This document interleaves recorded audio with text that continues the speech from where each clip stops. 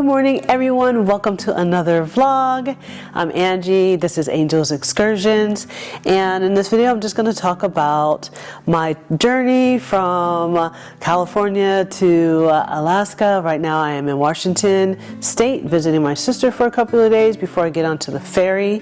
I am in my truck Naga, and she's going to carry me up through to Alaska this year.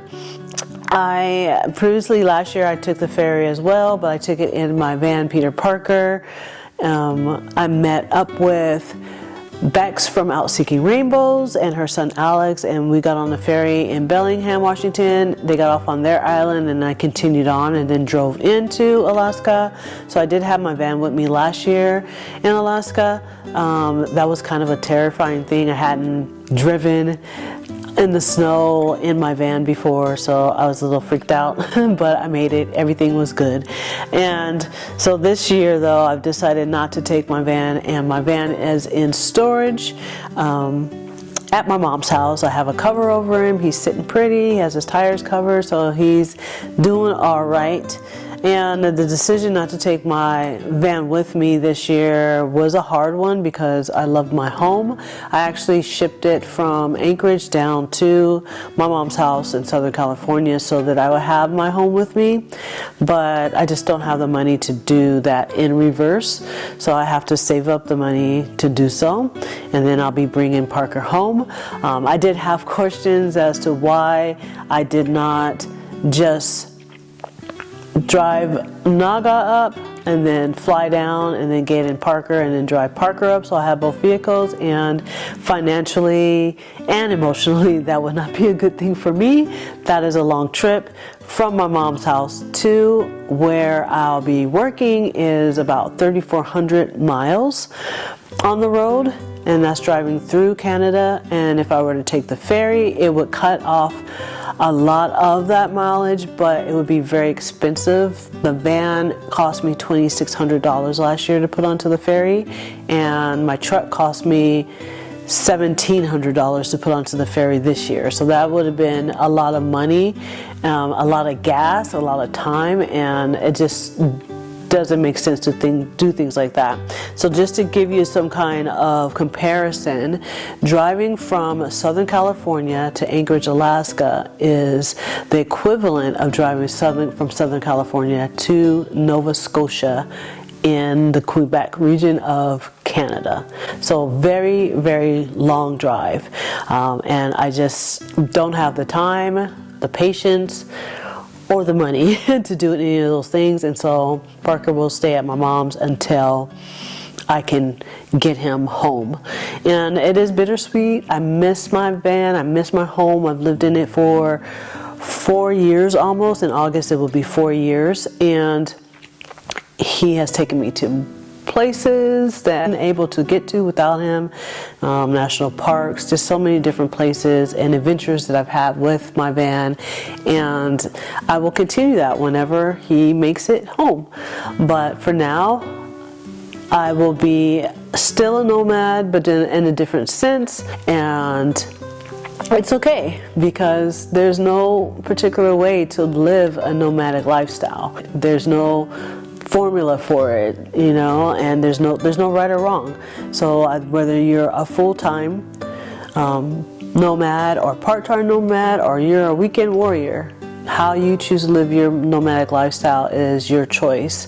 And I'm okay with not being in a van. It's going to be a while for me to be able to actually get used to it. It's a new thing, but I'm here for it. And so yeah, I drove from my mom's up here to Washington. It was a beautiful drive, and it's just wonderful to be able to go from being in the desert to seeing trees, like big trees with leaves. I'm definitely a forest girl. Like, I love being in the forest, and I'm so freaking happy to be back in places where there's trees and green, and I can't wait to get home. Like last year I drove my truck from Anchorage down to Southern California with a friend. We met another friend along the way, Adventure Time Louie, and hung out with her, which was awesome. And being nomadic and being on the road is so much fun. Road trips are just so much fun. So this road trip is going to be great, and I can't wait to share those moments with you guys while I'm on the ferry and driving in, and whatever it is that we might see along the way. It's going to be fun. It's going to be fun.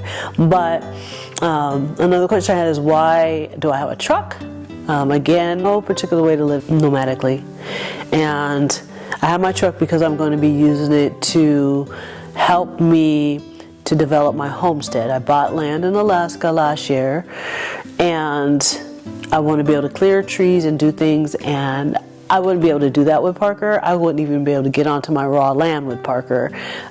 So this is going to be a new type of adventure, having the truck and being able to take care of my land and have reliable transportation, because Parker is getting old. He has about 189,000 miles on him, which is nothing because his engine is super strong, but I still worry when I'm on the road. And so having reliable transportation for me is something that I want.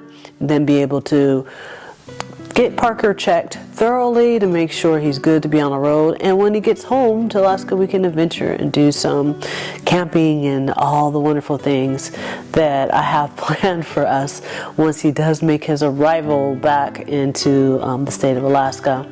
But yeah, I bought land, planning on homesteading on it. But this summer I'll be working. I'm a tour director. I take people out on tours anywhere from 3 days to 2 weeks. We're on tour, and so I'm looking forward to my new season and all the things that come with it. My friend Bex from Out Seeking Rainbows is going to be coming to visit me, which I'm excited about, like to show her my part of the world, because I spent my first seasonal working year in Southeast Alaska in Ketchikan, so I kind of know about the islands, but it's going to be really cool for her to come up and I show her the mainland and all that my area has to offer, and hoping that I get other friends to come and visit me over the summer or over the winter.